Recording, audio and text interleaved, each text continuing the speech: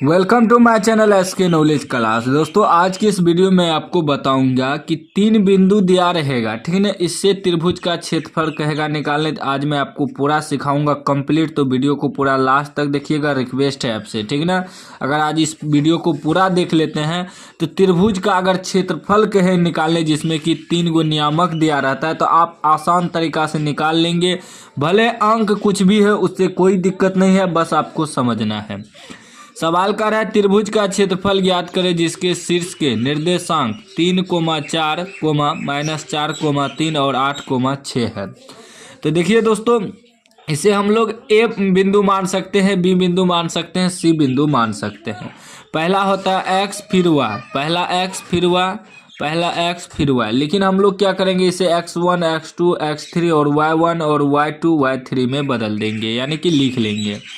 तो x1 बराबर आपका क्या हो जाएगा, x1 बला जैसे कि पहला बिंदु का ये पहला होता है x फिर y, तो हो गया आपका x1 3। उसके बाद x2 बराबर हो जाएगा दूसरा बिंदु का पहला वाला -4, ठीक। फिर हो जाएगा x3 बराबर हो जाएगा तीसरा बिंदु का पहला वाला 8, ठीक ना। याद रखिएगा पहला x होता है फिर दूसरा y होता है, ठीक। ये हो गया x1 x2 x3। फिर लिखेंगे दोस्तों y1 बराबर आपका हो जाएगा 4। उसके बाद आपका y2 बराबर हो जाएगा 3 और y3 बराबर हो जाएगा आपका 6, ठीक ना। इस प्रकार पहले आपको लिख लेना है। अब हमें क्या निकालना है, त्रिभुज का क्षेत्रफल। तो लिखेंगे त्रिभुज का क्षेत्रफल बराबर त्रिभुज का क्षेत्रफल बराबर सूत्र होता है, जो सूत्र हम लिखेंगे आपको याद रखना है।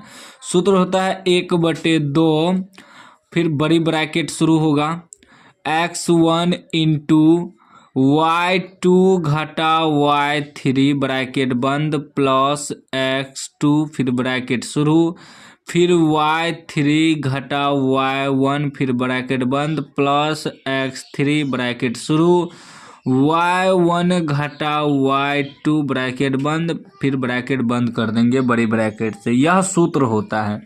अगर इस सूत्र को आप याद रखेंगे तो कोई भी त्रिभुज का क्षेत्रफल कह दे निकालने, कोई भी बिंदु रहे, कुछ भी बिंदु रहे, आप आसानी से निकाल लेंगे, ठीक। बस सूत्र को याद रखना है। 1-2 बार प्रैक्टिस कीजिएगा ना, यानी कि 1-2 बार सवाल को हल कीजिएगा बार बार गैस पेपर से, किताब से, तो सूत्र भी याद हो जाएगा। और कुछ नहीं है दोस्तों, बस सूत्र याद रखिएगा, आसानी से आप लोग निकाल लीजिएगा। तभी क्या हो जाएगा 1/2, ठीक। x1 आपका क्या है 3 है, ध्यान से आपको बैठाना है, इंटू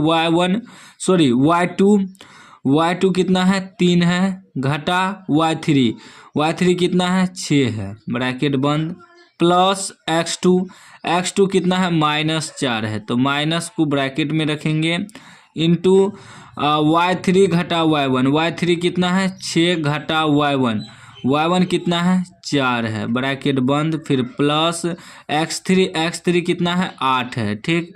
फिर इंटू y1 आपका कितना है 4 है, घटा y2 कितना है 3 है, ठीक, ब्रैकेट बंद। बस ध्यान से आपको बैठाना है, उसके बाद आसानी से हल हो जाएगा। क्या है 1/2, ठीक। ये हो जाएगा 3 गुना 3 में से -6 घटेगा, ठीक ना, यानी 3 में से -6 होगा, 3 में से 6 घटाएंगे तो कम में से ज़्यादा घट रहा है, तो 3 में से 6 घटेगा तो -3 बचेगा, क्योंकि कम में से ज़्यादा घट रहा है, प्लस -4 गुना 6 में से 4 घटेगा, कितना बचेगा 2, प्लस 8 गुना 4 में से 3 घटेगा 1, ठीक, ब्रैकेट बंद। अब क्या हो जाएगा, ये हो जाएगा आपका 1/2 ब्रैकेट बंद शुरू, 3 तिया 9, अब माइनस लगा है तो माइनस लगा देना है, ठीक। फिर देखिए -4 दूनी 8 प्लस 8 1 8, ठीक। अब देखिए ध्यान से आपको देखना है, अभी क्या हो जाएगा 1/2 ब्रैकेट में क्या हो जाएगा, देखिए प्लस माइनस 8 तो कट गया, ठीक। या 8 में से 8 घटेगा 0 हो जाएगा, यानी कि बचा -9, ठीक। यानी कि हो गया 1/2 गुना -9, ठीक।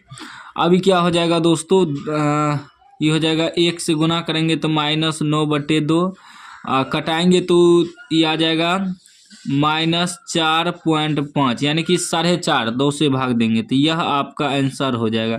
इसे लिख सकते हैं -4.5 वर्ग इकाई, ठीक है ना। वर्ग इकाई या वर्ग मात्रक भी लिख सकते हैं, या लिख सकते हैं वर्ग मात्रक, ठीक है ना। दोनों, या वर्ग इकाई लिखिए या वर्ग मात्रक लिखिए, क्योंकि इसमें ना ही सीएम है, ना ही मीटर है, ना ही सेंटीमीटर है, तो इसमें वर्ग इकाई लगता है, क्योंकि क्षेत्रफल है ना, क्षेत्रफल में तो वर्ग लगता ही है, लास्ट में इकाई लगा देना है। कोई मात्रक नहीं है तो इकाई लगा देना है। तो इस प्रकार आपको त्रिभुज का क्षेत्रफल निकालना है। कोई भी डाउट हो तो कमेंट बॉक्स में पूछ सकते हैं। उम्मीद है कि वीडियो पसंद आया होगा, तो आप लोग लाइक कर दीजिए और चैनल को सब्सक्राइब कर दीजिए। आप लोग सब्सक्राइब नहीं करते हैं, रिक्वेस्ट है दोस्तों, सब्सक्राइब कर दीजिए।